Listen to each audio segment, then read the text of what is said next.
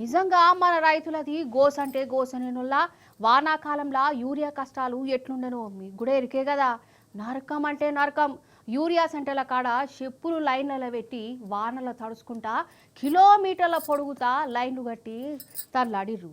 ఇగో ఇప్పుడు చలికాలంలో కూడా గాదే కథ, గాదే తన్లాట, గాదే గోస. అసలు యూరియా కూడా చక్కగా ఇయ్యని ఈ సర్కారు ఎందుకు కావచ్చు? అగో ఏంది ఇది? నిజం చెప్తున్నా, మన రైతుల తన్లాట చూస్తుంటే కండ్ల పుంట నీళ్ళెళ్తానే. వానాకాలంలో గదే కష్టం, ఇగో ఇప్పుడు గదే నరకం. మంచిగా బాయికాడికి పోయి వ్యవసాయం పనులు చేసుకోవాల్సిన రైతులు యూరియా సెంటర్ల కాడ ఇగో గిట్ల లైన్ చల్లటి సాలిలా ఇగో గిట్ల తన్లాడుతురు. నడ్జాం రాత్రి దాకా బత్తాల కోసం గిట్ల కండ్లు కాయలు కాసేటట్టు చూస్తాండ్లు. ఆడోళ్ళు మొగోళ్ళు ఇగో ముసలోళ్ళు కూడా చూడుర్రి చలిలా ఎంత తన్లాడుతున్నారో.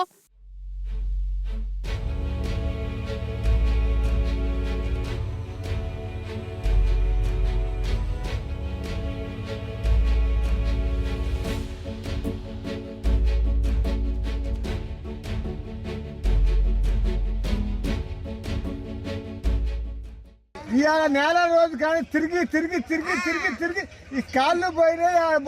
బండికి 500 పెట్టా, పెట్రోల్కి 500 పెట్టా, మందు పట్టలేదు. ఇక కొన్ని ఊర్లలో యూరియా అందక రైతులు రోడ్ల మీద కచ్చిరు, ధర్నాలు చేసిరు. ఛార్జీలు పెట్టుకుని యూరియా సెంటర్లకు వచ్చినాక స్టాకు లేదన్న బోర్డులు గానొస్తున్నాయి. ఇంతగానంగా గోసపడుతున్న రేవంత్ సార్ కు శాపాలు పెట్టిరు.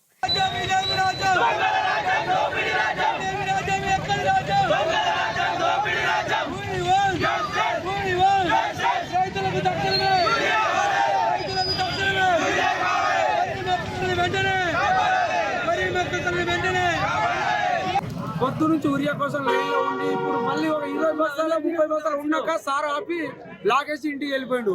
ఈ ఉన్న యూరియా బస్తాలు ఇచ్చిన రైతులు ఇంటికి వెళ్ళిపోతారు కదా.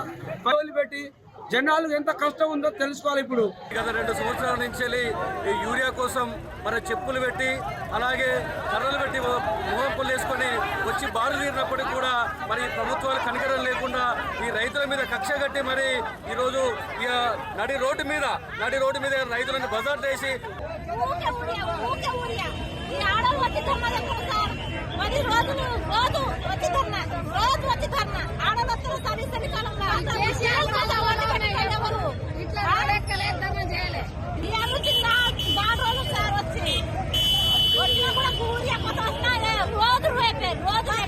ఇక ఇంకో దిక్కు యూరియా కోసం యాపు గీపు అని పట్టుకొచ్చి 5 పైసల మందం కూడా ఫైదా ఉంటలేదటనోళ్ళ.